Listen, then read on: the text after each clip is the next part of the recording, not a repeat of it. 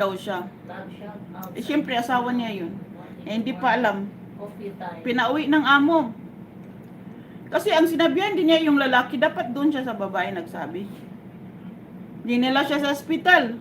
Sige pa ulit. Tinanggal, oh. Pinapauwi siya. Tinanggal.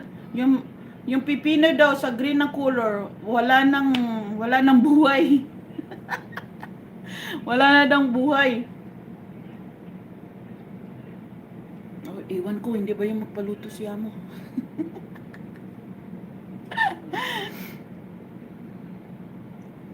Kaya nga, sabi niya, ang sinabihan niya, hindi yung amo niyang babae.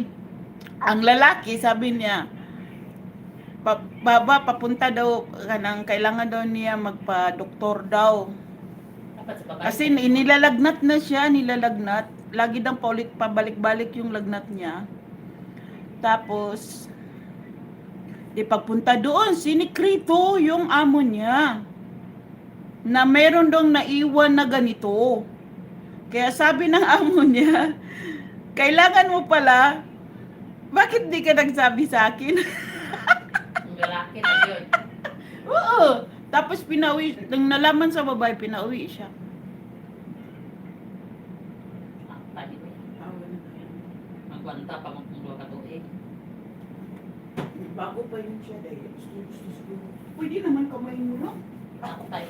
Ako, okay? Ako kamain ko lang. Uy, sit.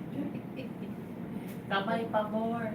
Kung ako, kamain ko lang dahil. Uy, kaysa magpasok-pasok ko. Sus, kinukuhi ka. Dili, lamig yun ng pipino niya. Isa lang nagagamit.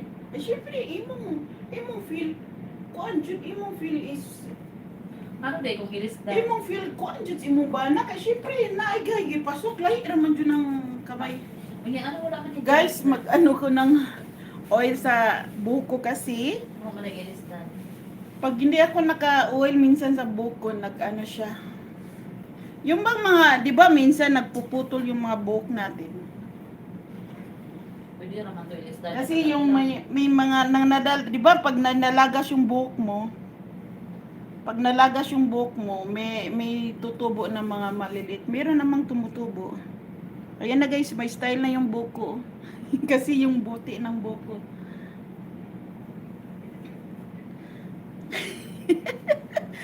Ayan na si Chibicana, yung ano na natin, mga senior citizen na nakikita na. Ayan, may style na ko. Yung bang parang style dito na puti, magpa-highlights ka na ganito. Yan na nangyari sa uban ko. Si Josie, miga love shoutout. Iipog ko niya eh. Mag-exit ka na pala si Josie. Kailangan namin dito si Josie. Apply ka dito para ikaw maging kusinira namin. Saan na dyan aso? Exit din mo. Ah, dyan. Pareha sila sa Riyadh. Ah. Ay, pakailulo ba? Si Josie, mag-apply ka dito sa amo ko. Para ikaw nang magkusinira dito niya. Parang meron na. Kasi para mag-focus na ako sa mga bata. Kasi yung itim namin kusina. Sir Kabukid, miga love shoutout. Bakit ayaw mo? Lipat ka na dito. Tapos yung visa mo, pwede lang yun. Anuin. I-renew lang yan ni amo. Madali lang yan. Para ikaw na magkusinira dito. Kailangan namin kasi dalawa lang kami ni ni Kabayan. Sagay, nagbiro na naman si Sir Kabukid. Nagbiro na naman siya.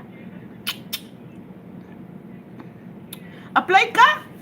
Kailangan namin ng isa. So, now you. Kasi dapat focus na ako sa mga anak niya. Nagkuha siya ng kusina. Kaso lang hindi kami magkasundo ni Itim. Lagi kaming nag-aaway. First na lang coffee. Kailangan namin ng dito kasi syempre tatlo, malaki na yung bahay namin. So tatlo.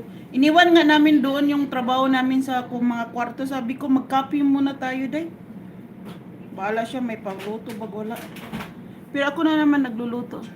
Sir Kabukid. Oo nga, gapa talaga niya Ate Agnes. Agi. Yes, I have